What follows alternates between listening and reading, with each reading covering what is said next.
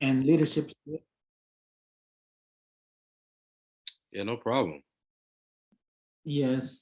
So when do you think you can start to give us a little of information about Yeah, I can go yourself? ahead. Yeah, for sure. I can go ahead and start with that. And then also, I don't know what everybody's schedule is looking like, but I would love for this to kind of be more of like a conversational based, type of meeting type thing. I really don't have like any slides prepared, but I could Mhm. always, talk about my experiences and, if there's anything that you guys, want some, perspectives on, any advice or just another like view regarding something, just please let me know. But I can go ahead and start now. Or is it I actually hit the recording button. I know we were talking about that in the chat. Is it recording on you guys' end as well? Yes, he was asking if we are okay if you're recording on my end. Yes. Cool. Perfect. Thank you so much. Awesome. Well, I can go ahead and introduce myself and then kind of just, I guess, maybe start talking about, my experience with leadership here in AOTA. And then we can talk about field work, and then please ask like any questions that you guys may have for me as well. So don't be afraid to do that. Cool. Well, first of all, good afternoon, everybody. My name is Brendan Cook, and I am our program is a little bit different. So technically, I'm like a three and a half year OTD student here at Washington University, St. Louis. So I'm still a student. I'll be finishing up in December. So our doctoral program is about 3.5 years long. So I'm still a student, still taking classes. I also serve as the ASD steering committee OT vice chairperson. And essentially, in layman's terms, what that is really kind of like the vice president of like, all the different OT schools around. So we kind of, as a steering committee, serve as the liaison between, students and higher up AOTA officials. I also have another national position, and I am the student body president of the National Black Occupational Therapy Caucus. So that's some of the stuff that I'm doing as well. And so I would say those two leadership positions, specifically in OT, that's a lot of the stuff that I'm doing as well. So again, I just want to say thank you guys for allowing me to come speak to you guys. Again, feel free to, contact me or ask any type of questions that may be beneficial or something that you may want more insight on throughout the time today. That's cool. Okay. Well, I guess what I can go ahead and start off with is talking about field work, unless anybody else has any questions that they want to start off with, because I do want to, be mindful of everybody.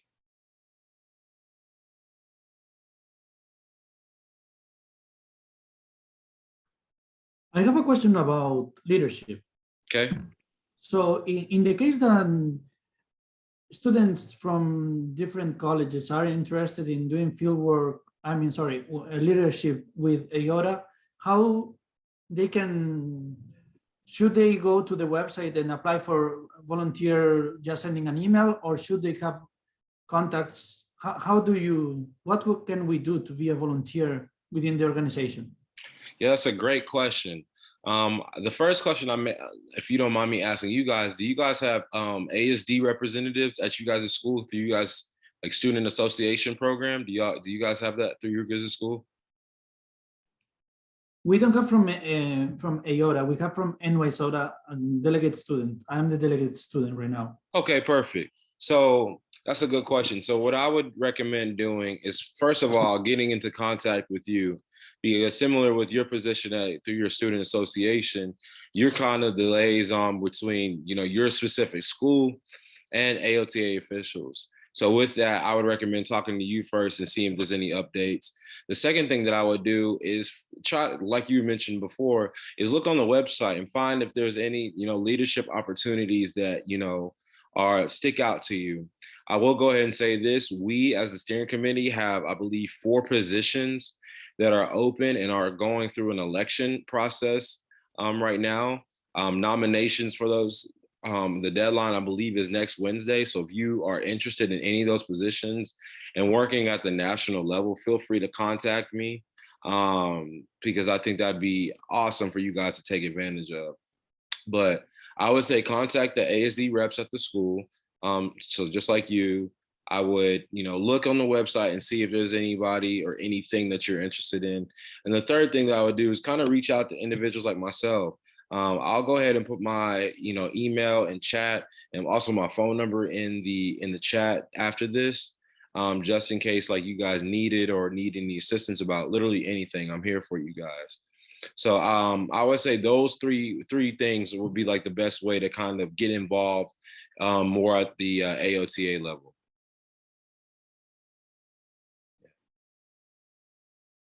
Perfect. I know another topic that we, kind of briefly talked about and mentioned was field work. So I can go ahead and give you kind of a synopsis of like the stuff that I've done in field work and just my general time with that.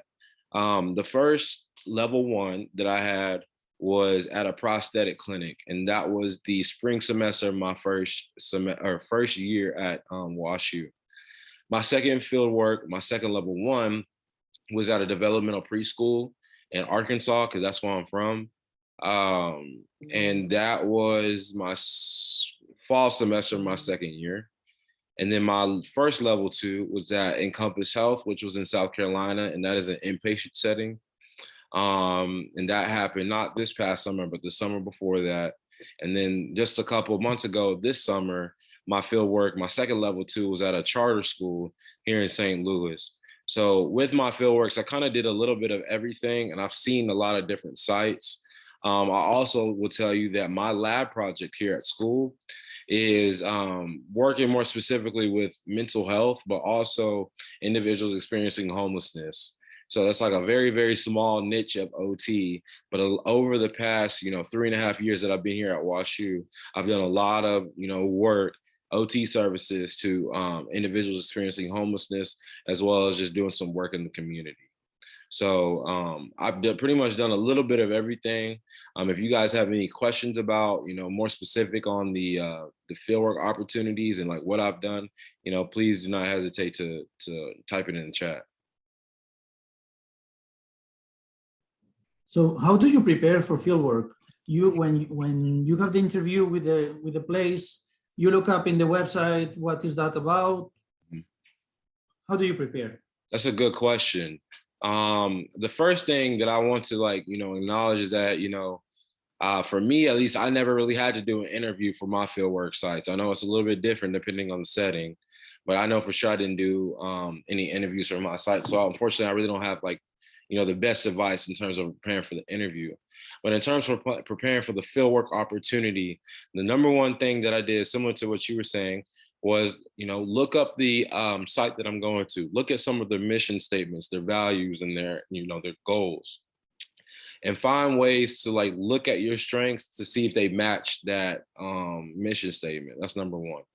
Number two, also consider the population that you're with. So, for example, whenever I was getting ready to work with the charter school this past summer, I did a small, very, very small mini peds course. And I didn't take a class, but it was just me doing my own research.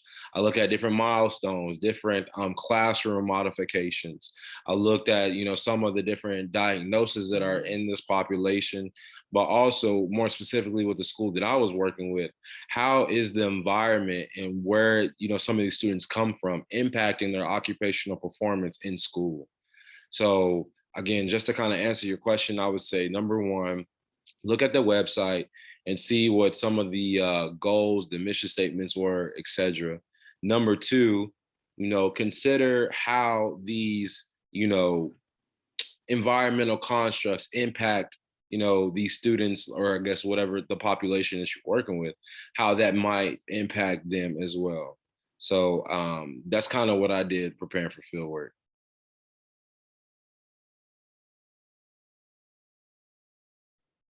So when you were doing the field work and you find you don't understand certain protocol of the culture of the company, how do you adjust? Did you ask for some training or? Yeah, so the first thing that I did in fieldwork too was really try to establish a good relationship with my field work, like what is it called, the CI? That's what we call it. So our what is that, like the field work coordinator instructor, something like that. I don't know the proper name for it, but basically the one that's kind of observing you throughout your time at field work. So I really tried my best to kind of solidify a good relationship. So that way, if I didn't know something, kind of like what you were just mentioning, I wanted to, clinical instructor, there we go. Thank you so much for the help. It's a Friday. We just got out of class and, my mind is everywhere. But to basically where I'm getting back to is that, by building that good relationship with them, if I needed to adjust or if I needed to learn something or if I needed to obtain different resources that would help me throughout field work, they were able to provide it. But also I would challenge you guys too to take advantage of the opportunity, especially if there's other OTs or other healthcare professionals working with you.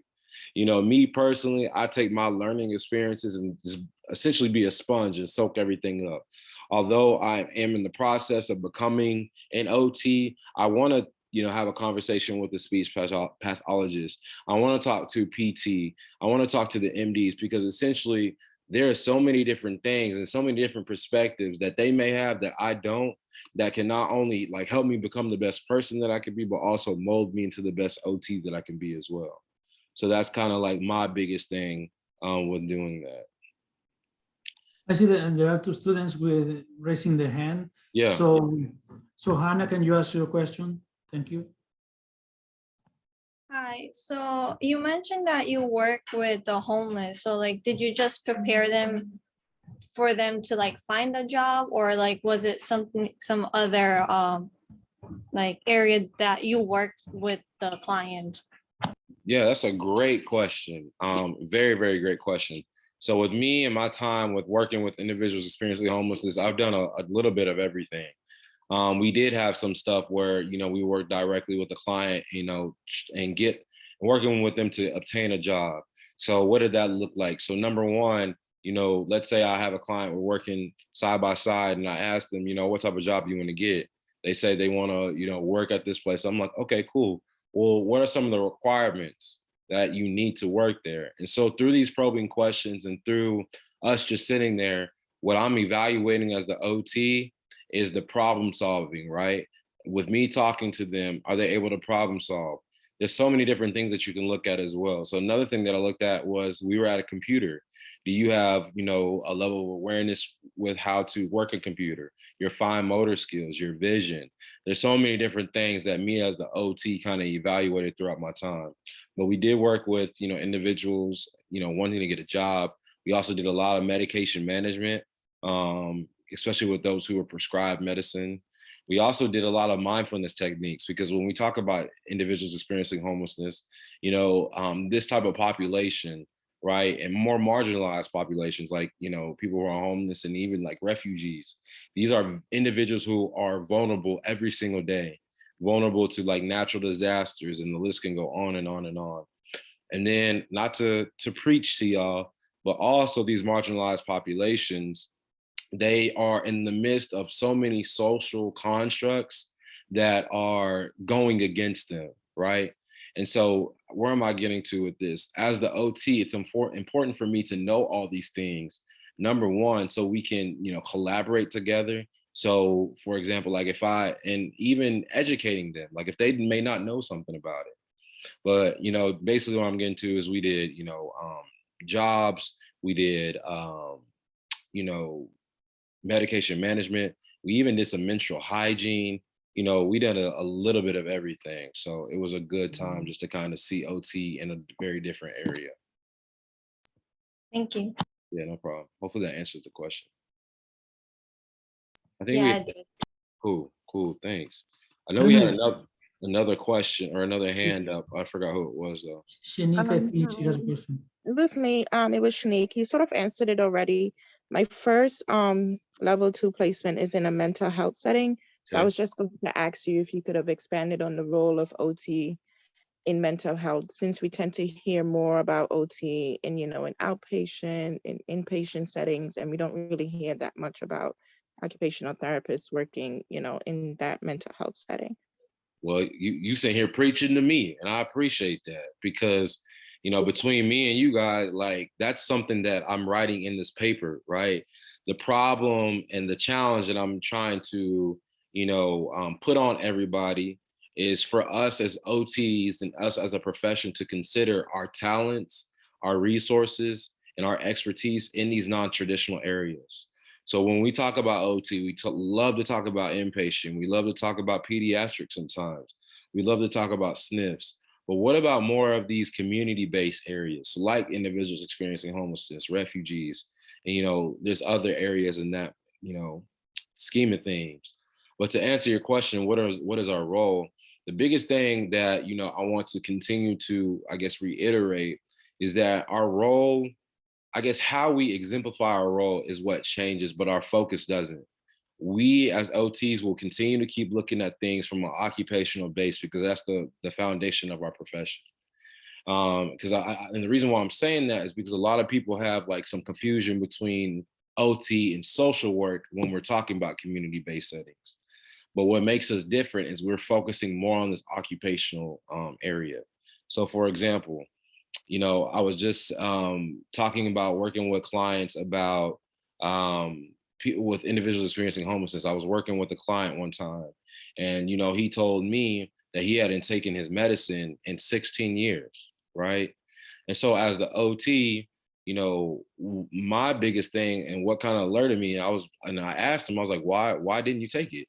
Was it because of like the side effects of it? Was it because, you know, someone didn't like properly teach you how to take it? Or did you just did you not know how to take it? Little things like that. Those are the questions that were in my mind. Whereas a social worker will simply kind of just be like, oh, okay, well, here's a resource that you can utilize to call and you know, to utilize to help out with the situation. So again, what makes us different and our role different, especially in these community-based settings, is we continue to keep emphasizing the occupational performance and just have that OT lens of occupation. So yeah, hopefully that answers your question. Yes, thank you very much. Yeah, no problem. So Alison has a question. She's asking can you please explain the documentation process that you do for the mental health community-based settings? Yes, child, my goodness, it is a lot easier compared to like, you know, more of the traditional settings. And I can only talk about my experience because, you know, maybe a little bit different from everybody else's. And I don't know how much y'all have like dove into documentation, but there's so many different types of styles of documentation, right? We have like the SOAP note, which is kind of the typical one. Then you have more of these narrative style of notes, and that's what we use in the clinic. So we didn't use mainly like a SO AP section, but what we did is that content that we put into a SOAP note, we utilize it in more of a narrative process. So we, you know, essentially we're just telling about the day and adding these different areas of a SOAP note into the documentation and into that narrative note. But where we're getting to is that essentially like the documentation is completely different. And to me, at least, it's a little bit easier. So how did you manage with the documentation? Like when it's your first day, they are telling you how they write their notes, or you decide if you do it after each client or by the end of the session of all the clients? Yeah, so in terms of like the education on how to write the note, that's something that you normally talk to or normally talk about at the very beginning of any setting that you're going to. Because depending on what setting you go to, you may have to learn a whole new software. You may have to use certain terminology. You may have to use certain insurance codes. So it's very important to have that conversation at the very beginning. And that's how similar it was to my experience with individuals experiencing homelessness. I did the same thing. So my my instructor, right? Basically, the clinic that we have is a student-run clinic that's sponsored by my school. So we all had lab project, and my lab project was specifically working into this student-run clinic. And so if you want to look at this as kind of like a mini fieldwork experience, my professor was my CI, and she taught me the ways of how to properly document. And so how did we document, and what did that look like? So we documented after each session that we had with our clients, what the structure of our intervention section or sessions would be like. We talk about a group we would be in a group for about an hour or so. And then after that hour was over with, we had one-on-one sessions. So we would, make a whole entire note for the group. But then when we had one-on-one sessions, we would write more specifically about what happened in that one-on-one session. So. And my classmate, she is right now busy because she's also an OT tutor, but she sent me a question. And she says, ask him if he would recommend going to the AOTA LaunchPad virtual event in February and how we can benefit from it. Yes, I definitely would say go, because not only is it great information, but your boy will be there. Come kick you with me. But the reason why I love those type of events is the networking of it.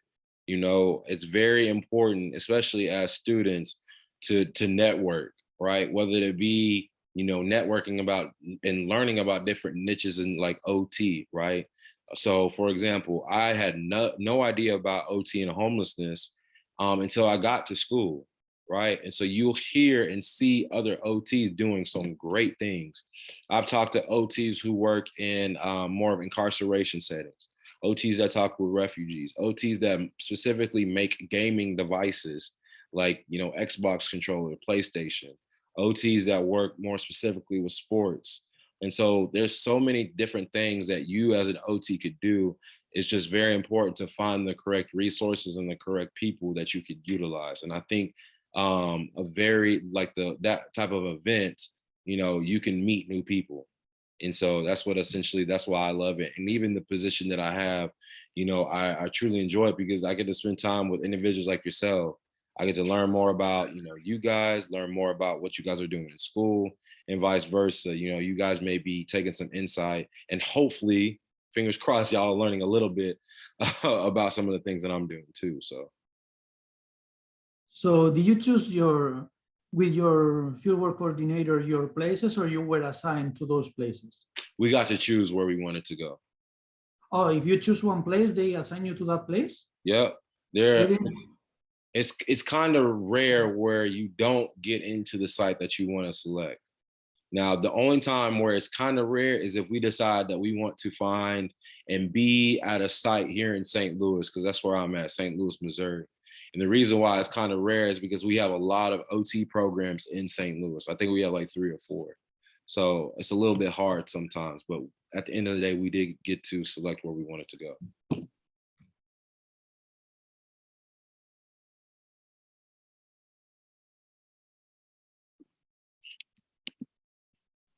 Did you find any opportunity to do leadership, to practice your leadership skills during fieldwork?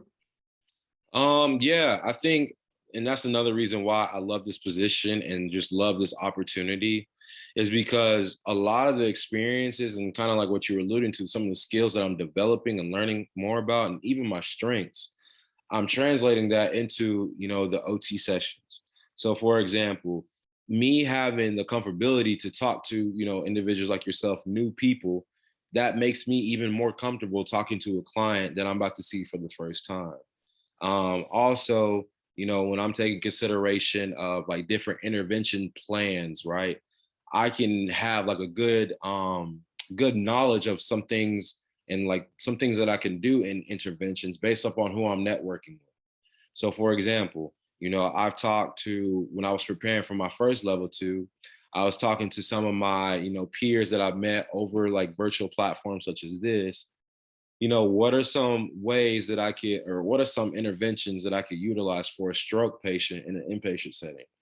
And because I networked with them and because the leadership position, facilitated that conversation that I had, I was able to take some of the intervention plans that I learned about and, translate it into a therapy session. Melissa has a question. She's asking, did you hear any experience where students complain about their clinical instructor? Maybe their learning styles clashed. How can they get through the rest of their clinical? Melissa, let me talk to you. We about to get hot and spicy real quick. I'm about to give y'all some tea because that's a very tea-like answer or question.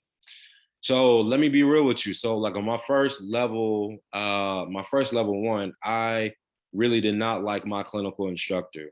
And it was really very interesting how that, dynamic, that relationship went about, right? Because, I'm a very social person. I always find ways to help out some way. But literally on my first day, my clinical instructor said to me, well, if you want to sit in the back all day, it's okay. Because, he basically, he didn't say this verbatim. He did say verbatim that you can sit in the back, but basically where I was getting to is like, he seemed like he didn't care that I was there. He said, you can sit in the back if you want to, like, we're not really doing anything too crazy, but if you want to sit in the back all day, that's fine. And as a student, I was looking at that two ways. Part of me was like, are you playing mental games with me? Because if I did sit in the back all day, are you gonna contact my program and say that I was basically being lazy and I didn't do anything? Or is this more of a test for you to kind of fill me out? I hate to use this word, but it seemed like he was kind of hazing me a little bit. Like, it was really interesting. But basically, how did I get through that? I always tell myself that even when, things aren't set up like how I want them to be and how I expected them to be, there's always a learning lesson through that. And so what I took from that experience was, number one, that was a setting that wasn't OT, first of all. It was, I guess, not a traditional OT setting. That was in the prosthetics clinic. So I didn't have any OTs that I job shadowed, and I didn't have any PTs. I only had people who specialize in making prosthetics.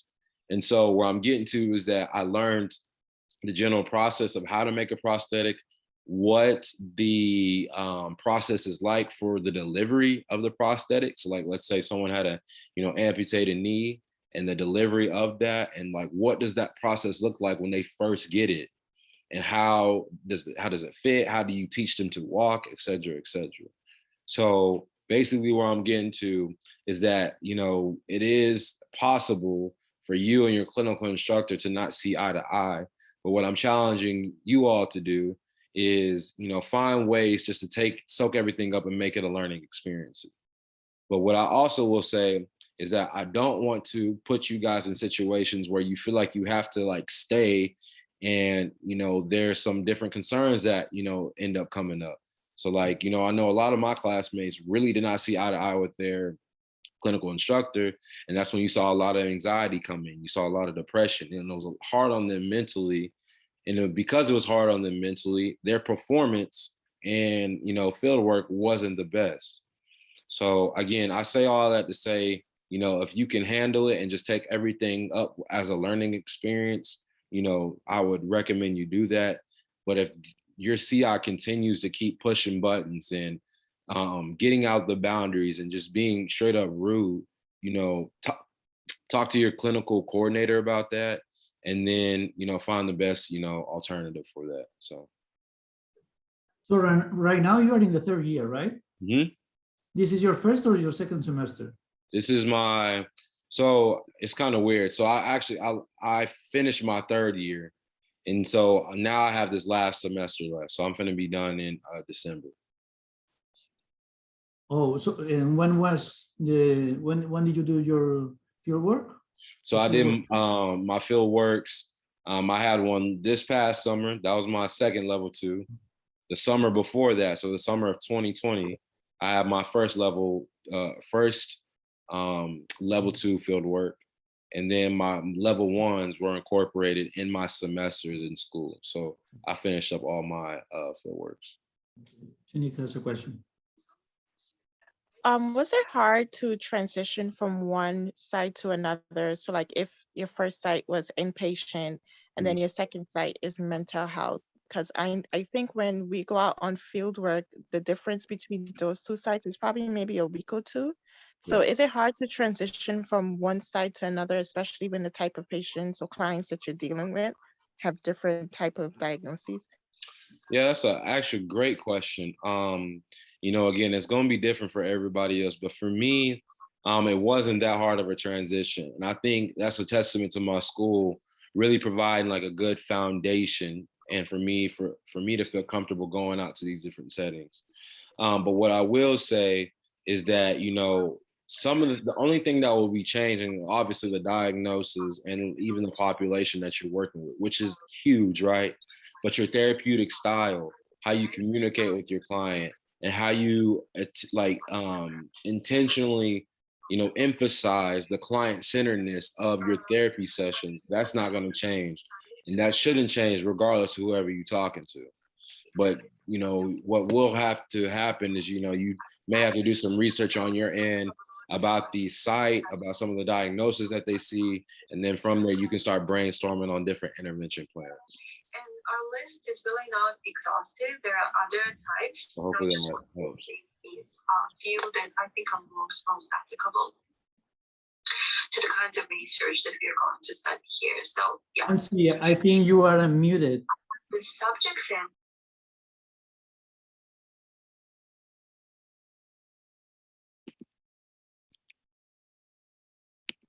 Sorry.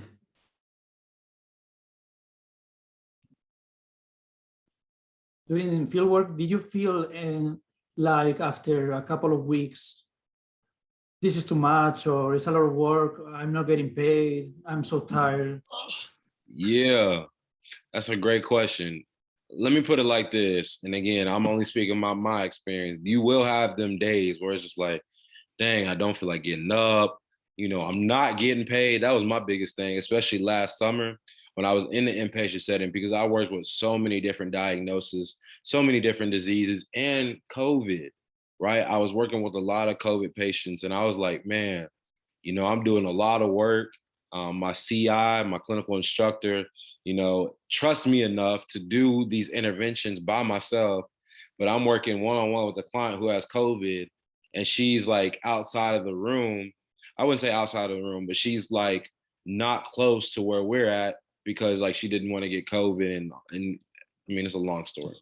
But basically what I'm getting to is, yes, you will have some of those days, but when you do have those days, I challenge you just to consider the perspective of that, like you as the OT might be the only person that is there for your client that day, especially when we consider the diagnosis, consider the setting. Because when I was an inpatient, in the midst of like we're still in a pandemic and it's very high peak, so I can't say that it's not happening now. But then that summer, it was really hard because the rules were a lot stricter. So families couldn't come into the facility unless it was for a family training. It was so sad sometimes because the only way people could communicate and see their family is through a window. They had to look at each other through the window and like call them and just talk that way. And so again, that's hard and that's taxing on the client, right? Someone who has a new diagnosis, new injury, away from home, away from their daily activities and routines that they normally do, and they feel like they're all alone. And so again, I feel like that's one of the important duties and things that we need to acknowledge as a healthcare provider, that we are more than just what our profession and our name is. You might be that only person that is there for them that day. So keep that in mind and keep this, positive spirit to help other people. And, that will kind of get you out the funk like I had. Because I ain't gonna lie, I was like, dang, I ain't getting no type of money. I'm stressing, but it is what it is. So all your classmates were in person, or you had the chance to go online to do field work too? So my field work too, they were all in person, all in person. All and your classmates as well? Oh, some of them had virtual, some of them had them in person too, or virtual. So, and they gave you the opportunity to decide if you want to go in person because the exposure to the COVID? I think it was more of, they gave me the opportunity to decide what setting and what place I want to go to. And you can navigate on what places that you want to go to if you want it to be in person or virtual.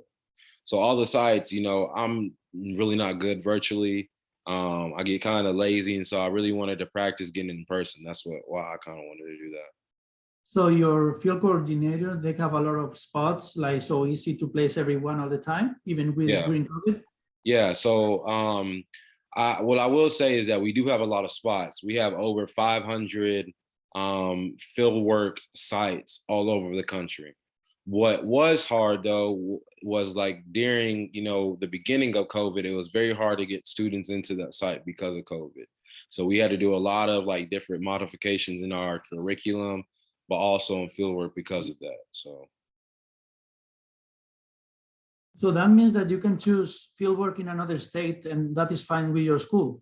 Yep. Wow. Yep. So like for me, I did, and I live here in Missouri. So my first level 1 was here in Missouri. My second level 1 was in Arkansas back at home. My third field work, which was my first level 2, was in South Carolina, and I stayed with my family. And then my last field work was here in St. Louis. And so if you don't find a place, they find it for you, and you can also offer that, oh, I got a place and I want to work here for So fieldwork. unfortunately, what we can't do is make up a new fieldwork site. So like, for example, let's say I wanted to go back home to like Arkansas and work at the hospital that my mom works at, because my mom is a nurse. I know for sure that we at Washington University, we don't have a fieldwork site or a fieldwork contract with the hospital that my mom works with. So I couldn't make up my own field work opportunity experience. However, what I can do is look up the different sites and contracts that they have in Arkansas. And if I find one that's close to my home or close to my family or whatever, I can select that one. But you can't make up like your own fieldwork contract.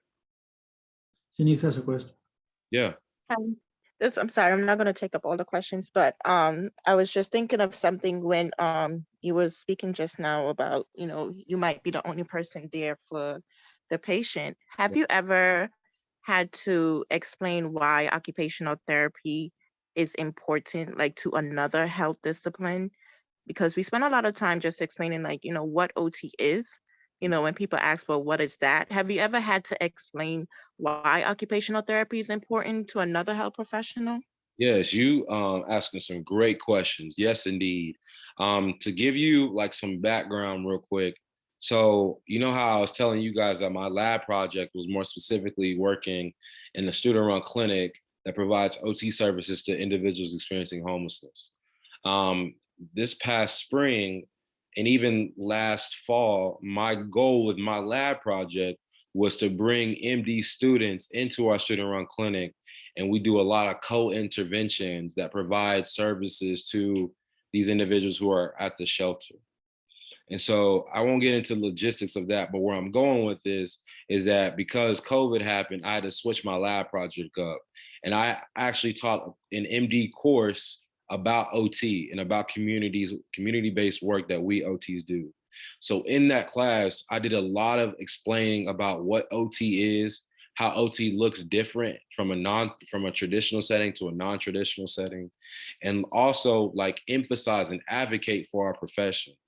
Unfortunately, you hear so many different stories about how other people have these crazy perceptions of OT. Like the craziest thing I heard one time was somebody said that all OTs are, especially more in a pediatric setting, all OTs are just like babysitters, like professional babysitters. And that's what irritates me sometimes, is because people tend to judge when they don't fully understand the lens that we're looking through, right?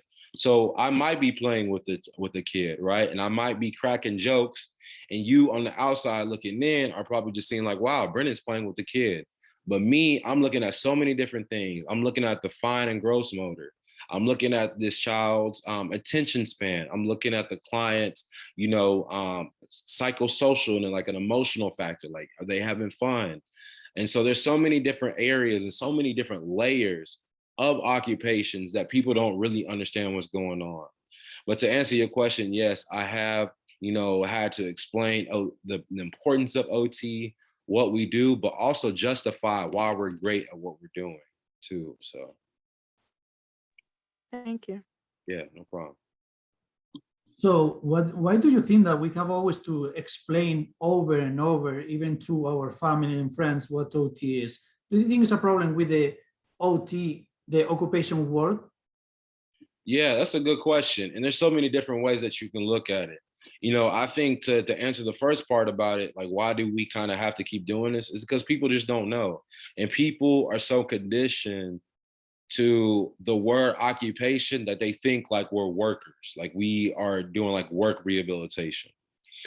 But with that though, and that's not even to say that they're wrong, because we do a lot of work rehabilitation stuff. And when we talk about work is actually an occupation that we talk about.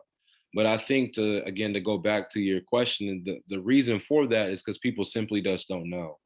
I think it's also the reason why people don't know is I think it's number one, they're more conditioned to the word. And so they kind of have their own bias of like what our profession looks like. But also, and if we're being quite frank, as a student and even as a professional, it's sometimes kind of hard to, explain OT, especially if people don't know what we're really talking about. So where I'm getting to is that I really challenge you all and even myself to find ways to define OT that's applicable for somebody else. And the explanation that you utilize is for somebody else. So to give you a quick example, I'm the oldest of 3 boys, right? And so my little brothers, they have no idea what OT is. They like, whatever you doing, we know you in school, but we don't know what you're doing.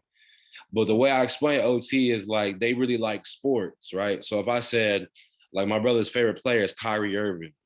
So if I said, if Kyrie Irving had a terrible rotator cuff injury, Kyrie Irving broke his wrist, or Kyrie Irving did something to where, his daily routine was interfered, that's where me as the OT would come in. I would evaluate his wrist, I would evaluate his rotator cuff, and also evaluate how these different diagnoses, these different effects of the diagnosis impact these daily activities and daily routines.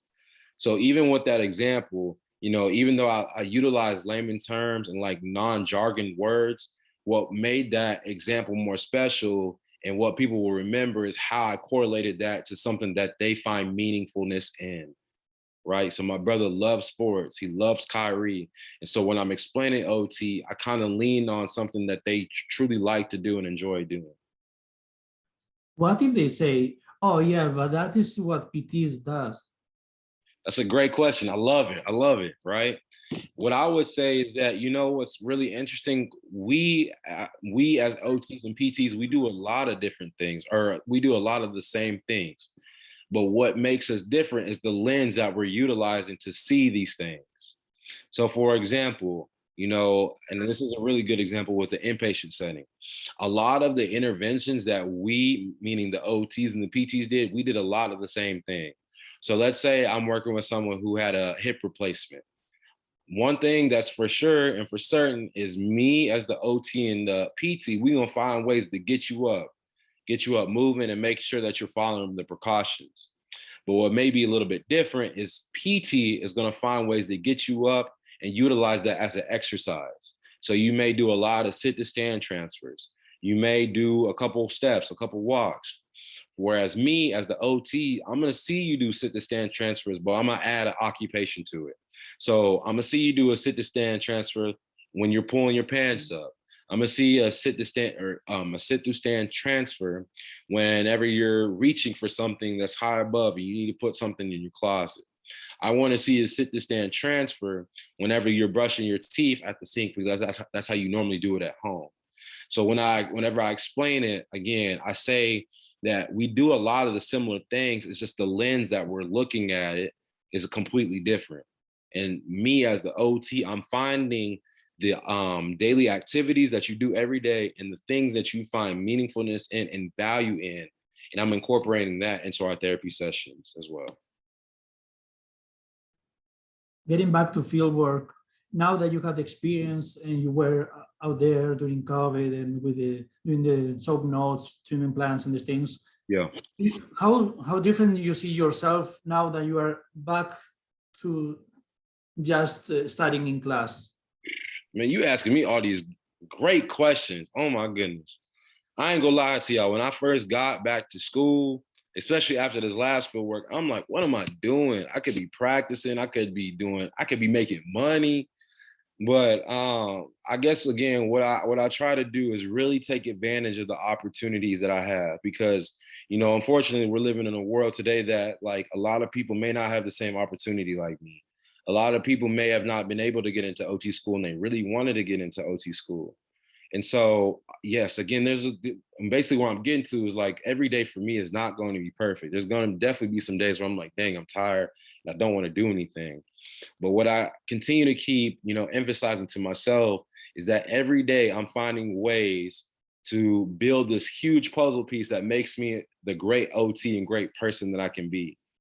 So even this experience right now with me talking to you, the questions that you're asking me and the thought of me having to think about, even some of the ways that I explain OT, I'm going to take this conversation and not only, think about it myself, especially when I'm working with another client, but also think about how to educate others on the same thing. Because we all are in OT school, but maybe some of the things that we've learned is a little bit different.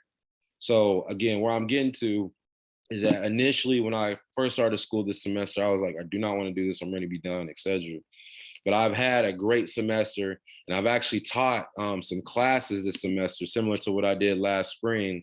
And I'm starting to find ways to be like a great academic professor, because I think that's something that I want to do towards like the end of my little OT career. So.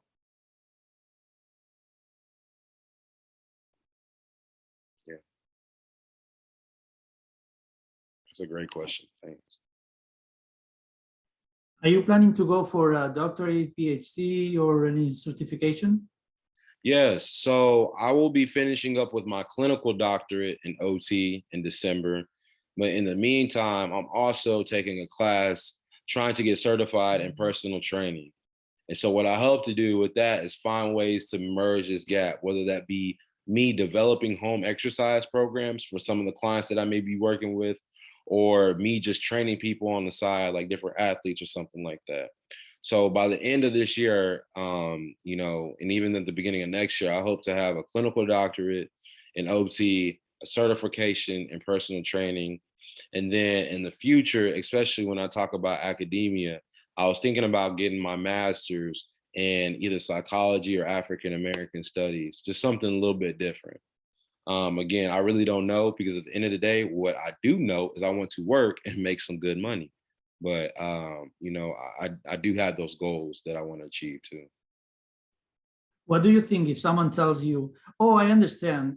Well, first, doctorates and masters, they get paid kind of the same. And then you should go and get experience for a couple of years to discover yourself before going for a doctorate. That's a great question. And I think that's something that a lot of people are like starting to think about. Again, I'm a little bit different, and I'm going to give you my specific answer. The reason why I wanted to do the clinical doctorate here at WashU is because I knew for sure I wanted to be in academia. So yes, you're correct that masters and doctorates, there's not a huge pay difference. There may not even be a pay difference at all. But what I do know is that with academia, you are very guaranteed, and it's highly likely that you may have to have a doctorate of some sort, whether it be a clinical doctorate, a PhD. And so for me personally, because I knew I wanted to be in academia, I was like, let me just go ahead and go for the full home run, which is why I did some of the projects that I'm doing. Last semester and last spring, like I was telling you before, I taught the MD course.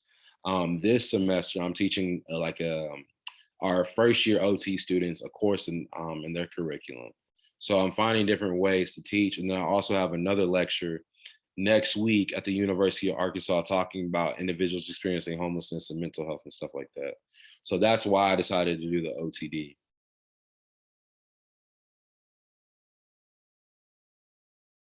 So I see that you are very interested in the psychological part of the therapy. Mm-hmm. Do you think like when you are having a treatment for a specific client and you have in the teamwork psychologists, do you think we still need them when we are addressing psychosocial, or you think that they are not necessary? I definitely think everybody is necessary. I am a true believer and an advocate for interprofessional collaboration, because again, there's so many things that we as a healthcare team, sometimes don't consider. And, it is through our individual experiences in our school, that's where we gain the experience, and it's important for us to educate each other. You bring up a really good point in terms of like, how does OT's role look when we're talking about more of the psychosocial things?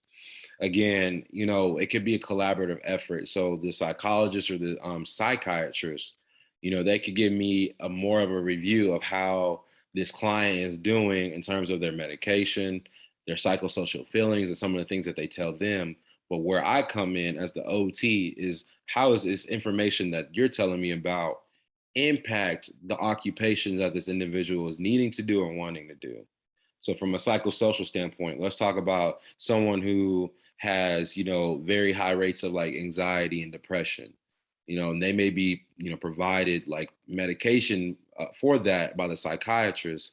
But as the OT, what occupations are impacted by that? Is this individual not able to work at a high optimal way or performance?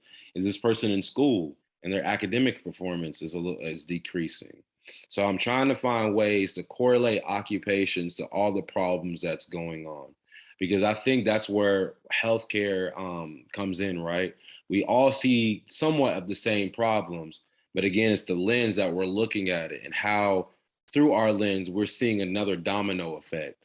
You know what I'm saying? So like me, the psychiatrist may say, oh, Brendan, this person's not taking their medication.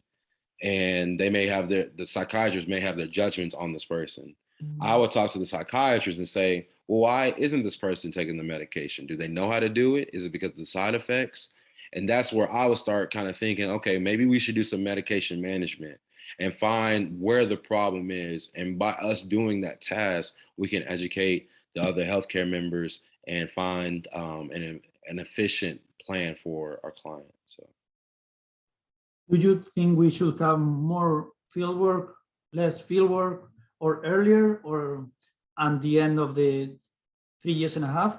Or do you think it's like, okay, right, like this? Yeah, so I definitely think, again, I don't know how you guys' program is set up, but the way mine was, what I would say is that we definitely would want more hands-on experience. That's the biggest thing. And I'm talking about hands-on experience in school because, you get that through field work. But my time doing the student-run clinic, I learned so many therapeutic skills that I was able to utilize and put that into like my intervention plans when I was working with different clients. Whereas my other classmates who mainly only focused strictly on research and research papers, they didn't have that same opportunity as I did. And the last question I have is like, how are you going to prepare for the license? The license, man, I need to get on that. What I did do is, I reached out to the people who have already passed it and talked about the different resources that they utilize. But after, coming to a consensus on what resources that I wanted to do, I honestly just got to grind it out. I really don't have like an actual plan. I just know at the beginning of December, that's when I'm going to start studying and, hopefully take it by sometime in January or early February at the latest. So you believe in the 6 weeks period to study? Look, everybody's a little bit different. Me, I know I wouldn't say I'm a slower learner, but it's just like, it takes me a long time to like just fully grasp everything. So I just want to, take advantage of that time too. So guys, do you have any question?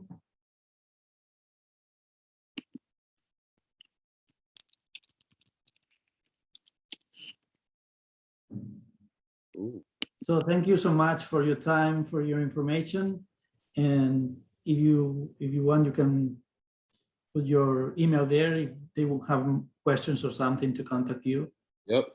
I'm going to put my email in here and also my phone number because y'all know how it is. Sometimes it's a little bit easier to text and call. So feel free to contact me. Again, thank you guys for allowing me to come and speak to you all. I hope that, I provided you guys some good insight and just some different perspective on things. Good luck to you guys finishing up this this semester real quick. And, like I said, do not hesitate to contact me at all if you want to talk about school, you just need somebody to talk to, or just, leadership experience, just holler at me, and I'm there to support you. So, Thank you so much. cool. Thank you. Thank you. Thank you. Yeah, no problem.